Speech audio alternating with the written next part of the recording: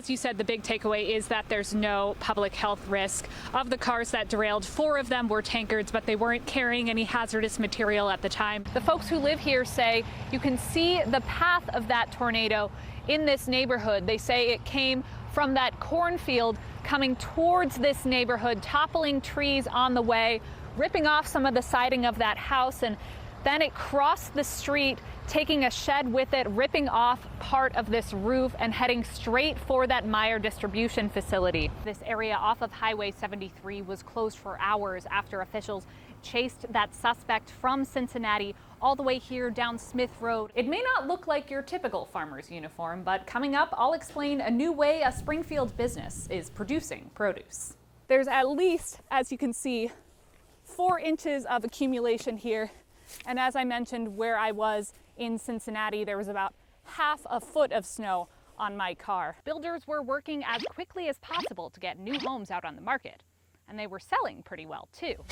But now with that sticker shock combined with rising interest rates, buyers aren't biting the way they used to be.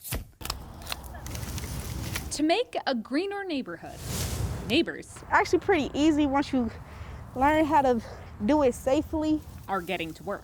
Mahogany Wooten is part of Groundwork's green team in Cincinnati's Lower Price Hill neighborhood. So before we got where we are now, this lot was full of just nothing but grass and invasive species. By the time they're done, it will become a community green space meant to help the neighborhood cope with climate change. For the past 2 years, Groundwork has been mapping Cincinnati's hotspots, and Lower Price Hill is in the red. We're visualizing and telling the story of the neighborhoods and communities that are maybe not necessarily equipped or prepared to face climate change related issues. As the Geographic Information Systems Manager for Groundwork, Sarah Morgan takes data like surface temperature and maps it across the city. Then she'll add in layers, revealing who exactly these trends are affecting and why. We're able to really show and visualize how different city policies like redlining, like zoning throughout the 20th century have impacted not only the urban form of cities, but also the residents at varying extents. For example, this map shows a low concentration of trees and a high concentration of impervious surfaces in historically black neighborhoods. And in Lower Price Hill, the valley's industrial legacy left behind some of the highest air toxin cancer risks in the city. You can see it at the street level. Lower income neighborhoods just have pretty much concrete and not the trees that you need to provide shade. As simple as it sounds, less shade means a warmer neighborhood, and fewer trees mean more air pollution, which is why Groundwork's Jada Edwards says the easiest way to intervene is to make Lower Price Hill greener.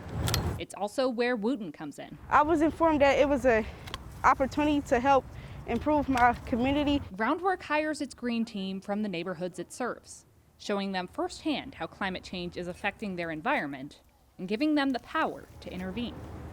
Williams works as their guide, helping them come up with strategies for making their space more sustainable. It's breaking some of the impervious surfaces that we see throughout Lower Price Hill. It's not a climate change fix-all, but Groundwork hopes these strategies can mitigate the worst of its impact, helping neighborhoods like Lower Price Hill prepare for a warmer future. It's kind of nice knowing that I contributed. Michelle Alfini, Spectrum News. Just a few weeks old. I named her. My dad and I get in this thing about naming calves. Jordan Setledge says Banjo here needed a little extra care with the bottle before joining the herd.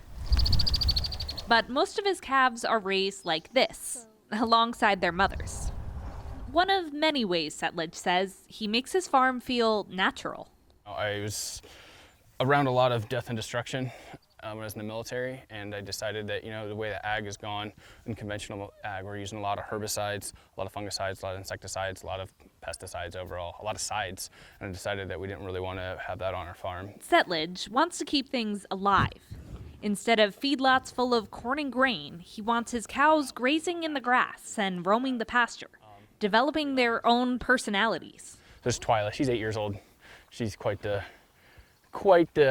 pet as far as cows go. She's a stinker. Since he started the farm in 2016, these cows have been his joy. Can you come show her what you got there? But his pride grows with the grass. See, we got some orchard grass right here Each species and some bluegrass right here. carefully cultivated into a cow's perfect diet.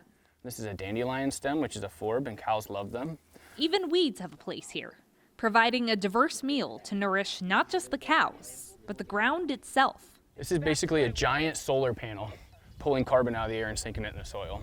It's a process called regenerative farming. The idea is, with minimal soil disturbance, responsible grazing techniques, and organic practices, farms might be able to take in more carbon than they produce in greenhouse gases.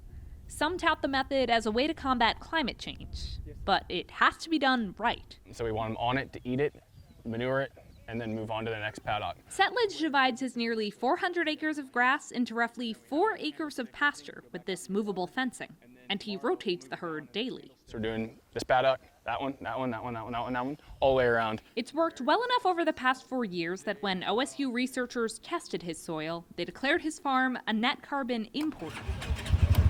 And Settlage says he hasn't had to compromise his bottom line. Regenerative farming skeptics believe its benefits are overstated and impossible to replicate on a large scale. Settlage's farm is about 2/3 the size of an average dairy, at a time when small farms are disappearing and big farms are getting bigger. Still, when the milk truck comes by every day, Settlage says he's got plenty to offer. He does a really good job. Organic Valley likes him because he does a good job of balancing loads and getting full loads. Settlage's farm is a reliable place to fill up. He's been a co-op member with Organic Valley since he started, and his whole farm has been certified organic since 2019. He says that's helped ensure a sustainable price for the milk he wants to make, because it doesn't come from a hose. Settlage says it comes from happy cows, and happy cows come from a farm that lets them be cows. Harvesting their own feed, raising their own babies, living what I think would be a pretty comfortable, idyllic life for a cow. Michelle Alfini, Spectrum News.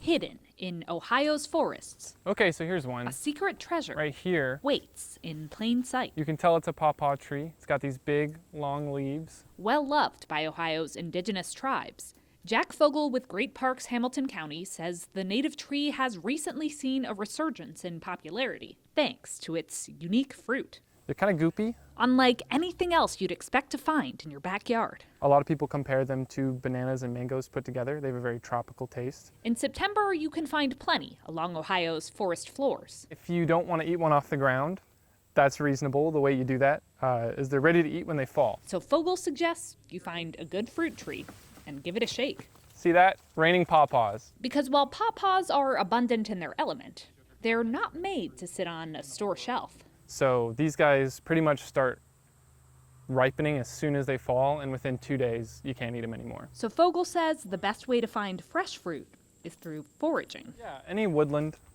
pretty much Ohio, Indiana, Kentucky, all the way up to probably Ontario and all the way down to about Tennessee. Or you can try to get one growing in your own backyard. Well, pawpaws are a great tree to plant. As a native tree, Fogel says they're well adapted to Ohio's climate and improve local habitats.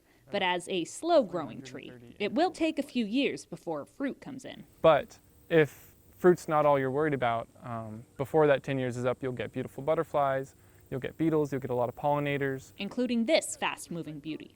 The zebra swallowtail is only found around pawpaws. Their eggs are only laid on pawpaws, and the caterpillars only eat pawpaw leaves. Despite its long history in Ohio, Fogel says interest in the species and its fruit seems to have taken off in the past few years. I think that probably had something to do with the pandemic. A lot of more outdoors focused programming hit the public sphere, and so people were more encouraged to go outside, more encouraged to use public spaces. Now Fogel hopes as appreciation grows, so will the population of these and other native plants. The forest will just grow a little bit better if there's more pawpaws around. Michelle Alfini, Spectrum News.